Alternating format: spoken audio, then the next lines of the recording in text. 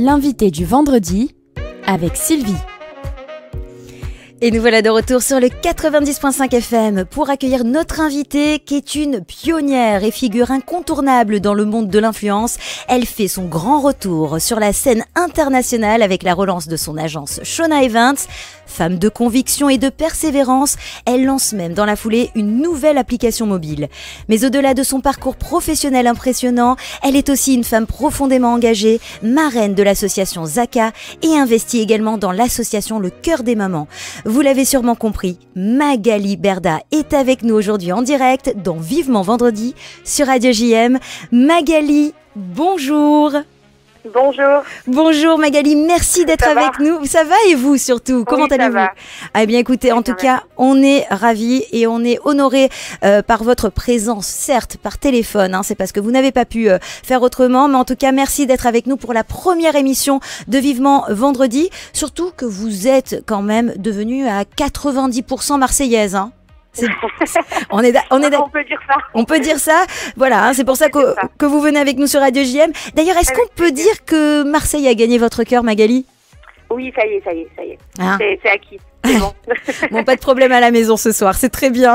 Non, allez l'OM, j'ai envie de dire. Merci Magali, vous avez bien raison, on assure nos arrières. Alors en tout cas, pour venir à votre actu, on peut dire que vous avez fait un retour très remarqué sur la scène du théâtre Mogador. C'était le mois dernier avec l'annonce de l'internationalisation de votre agence Shona Events, et ce, malgré les difficultés rencontrées. Magali Berda, quel est votre secret? D'où vous vient cette motivation inébranlable?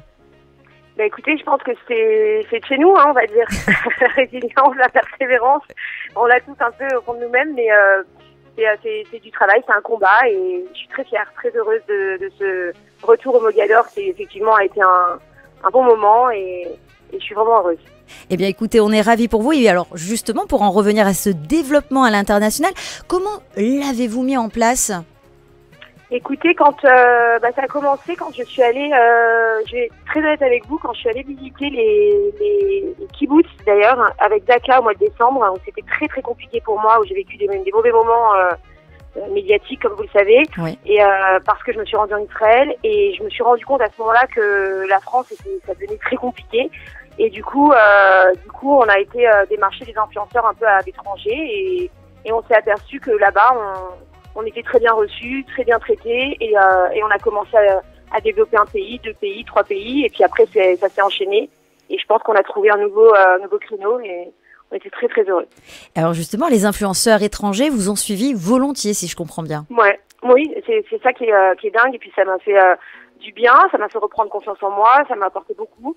Et puis ce qui était intéressant, c'est que tous les pays qu'on a contactés ont eu un bon accueil, mais vraiment c'était ça qui était joli. Puis même à la soirée au Mogador, on avait des influenceurs israéliens, des influenceurs algériens, des influenceurs de toute origine, et ça s'est super bien passé. Donc c'était une belle fierté. Mais écoutez, en tout cas, vous faites la fierté de beaucoup de monde, je peux vous l'assurer. Et on parlera tout à l'heure aussi de votre visite en Israël après les attaques du 7 octobre. Mais avant cela, on va aussi revenir sur votre nouvelle application mobile qui est nommée BrightMe. Alors, pourquoi ce nom, Magali, et comment cela fonctionne ? Eh bien, c'est une application qui met en relation les marques et les influenceurs à l'international, donc dans le monde entier, et qui conseille une campagne à chaque marque avec l'aide de l'intelligence artificielle, donc qui va vraiment sélectionner dans chaque pays l'influenceur qui correspond totalement à la cible que la marque souhaite avoir pour sa campagne. Donc on lui envoie par exemple, je vous dis une bêtise, je sais pas, une marque de crème. Alors dans ces cas-là, on va envoyer, qui veut se développer en Italie et en France, on va lui envoyer les meilleurs influenceurs pour les crèmes, pour ces crèmes-là en Italie et en France. Alors ça c'est formidable, donc un vrai lien entre influenceurs, entre marques, et surtout encore la touche Magali Berda avec ce côté toujours en avance. Vous parlez de l'application avec cette fonction de l'intelligence artificielle. Magali, évidemment je vous suis comme près de 2 millions de personnes sur les réseaux sociaux.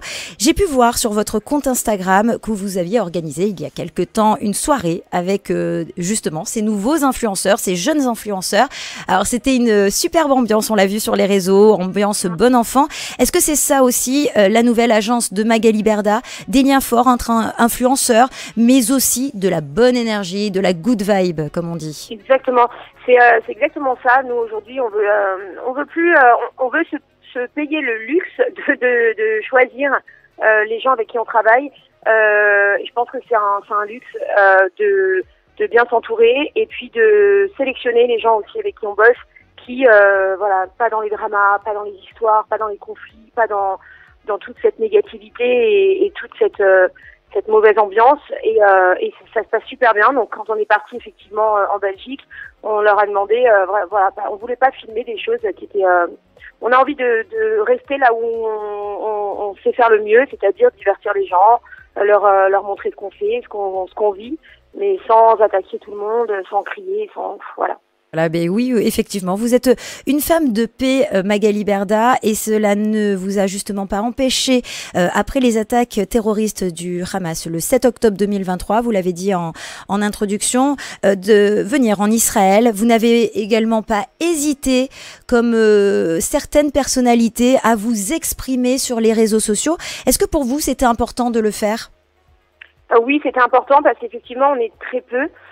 Et alors c'est assez oui c'est assez risqué, j'ai envie de dire, mais en fait on est quand même très peu et c'était pour moi normal et essentiel de donner notre voix, notre visibilité à notre communauté, à notre pays et pouvoir les aider à notre manière parce que chacun peut apporter quelque chose à différentes échelles et puis je pense que c'est très important qu'on soit là et puis même pour les Juifs de France, je pense que ça leur fait du bien de voir qu'ils sont soutenus, qu'ils sont compris. Et c'est très important pour moi, très très important. Alors vous avez même réalisé une sorte de documentaire, une immersion en Israël que j'invite nos auditeurs à regarder sur YouTube, le YouTube de Magali Berda. Est-ce que vous avez voulu faire passer un message en particulier aux internautes ? Oui, le message c'était de montrer les choses, de leur montrer des vérités, de leur montrer ce qui s'est passé, de leur expliquer que, faut pas croire tout ce qui se dit sur les réseaux sociaux. Moi, j'ai voulu aller sur le terrain, accompagnée de Zaka et du Cœur des Mamans, avec d'ailleurs des volontaires de ces deux associations, et puis leur donner la parole, leur donner une visibilité, un peu de lumière, si je peux les aider à ma façon.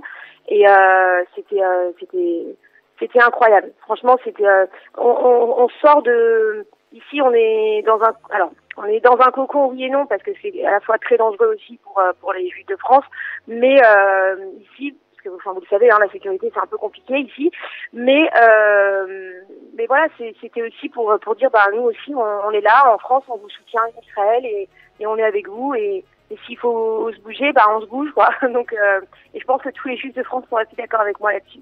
Donc voilà. Tout à fait. On a pu remarquer d'ailleurs une certaine solidarité. Moi, j'ai pas mal échangé avec certains Israéliens là-bas qui disent que voilà, les Français font partie des communautés juives du monde qui se sont le plus déplacés après 7 octobre pour continuer à soutenir Israël et à aller sur le terrain là-bas, quoi. Vous avez raison de le préciser. Vous avez évoqué dans votre réponse l'association Zaka. Alors, le Cœur des Mamans, évidemment, c'est une association à laquelle vous participez depuis plusieurs années, mais surtout aussi, depuis peu, vous êtes la marraine de l'association Zaka. Vous pouvez nous expliquer ce choix et surtout en quoi consiste cette association en quelques mots pour refaire un rappel à nos auditeurs, s'il vous plaît. Bien sûr. Alors Zaka, c'est une association donc en Israël qui s'occupe des premiers secours, on va dire, de tous les endroits où il y a des premiers secours ou bien de ramasser les corps, parce que vous savez que dans notre religion, on doit vraiment ramasser l'intégralité du corps pour laisser à la personne sa dignité et enterrer toute partie du corps. Et en fait, eux, ils se déplacent dans les lieux où les décès ou les premiers secours sont d'une cause non naturelle, c'est-à-dire les attentats, les accidents, tout ça, voilà. Donc, et ils se déplacent et ils font un travail remarquable parce que ce qu'ils font, c'est être les premiers sur les lieux. Donc, ils voient des scènes d'horreur et c'est 100% bénévole. C'est des gens qui ont mis de côté complètement leur vie depuis 7 octobre, de famille, leur travail, pour pouvoir être présents tout de suite et être là, quoi. Et moi, je me suis déplacée avec eux. J'ai fait plusieurs visites avec eux. C'est une association c'est des gens qui sont extrêmement courageux et je pense que pas beaucoup ne seraient capables de faire ce qu'ils font, quoi. Et c'est eux qui étaient là le 7 octobre, les premiers sur les lieux des attentats. Et je peux vous garantir qu'ils ont une force mentale qui est inexplicable. Petit peu à votre image, Magali, justement, cette force. Mais en tout cas, je vous assure que vous faites la fierté de beaucoup de monde et notamment de la communauté juive de Marseille. Alors, on parle d'Israël, ma chère Magali, mais vous êtes mariée en Israël. Vous avez un très, très bon ami nommé Omer Adam. Oui. Alors, Magali, ma question, elle est très simple. À quand l'Alia? Est-ce que vous y avez déjà pensé? Écoutez, là, honnêtement, bien sûr qu'on y a pensé, bien sûr qu'on y pense, mais on a encore des choses à finir ici, on a encore voilà, des choses à prouver, à montrer. J'ai pas envie de donner cette image voilà, malgré les difficultés qu'on a pu avoir, tout ce qui nous est arrivé, partir, etc. Nous, le jour où on partira, ça sera la tête haute. Et on a encore un peu de temps, puis j'ai mes enfants encore qui sont ici, et on est en famille recomposée, donc c'est compliqué. Mais Israël, vous savez, c'est 4 heures d'avion, vous savez, autant bien que moi. Donc on y va quasiment une fois par mois, et c'est formidable. C'est génial. Ouais. Bon, vous y êtes déjà un petit peu, effectivement. Alors, oui, Magali, voilà. C'est vendredi, c'est l'émission Vivement Vendredi, donc vivement vendredi soir.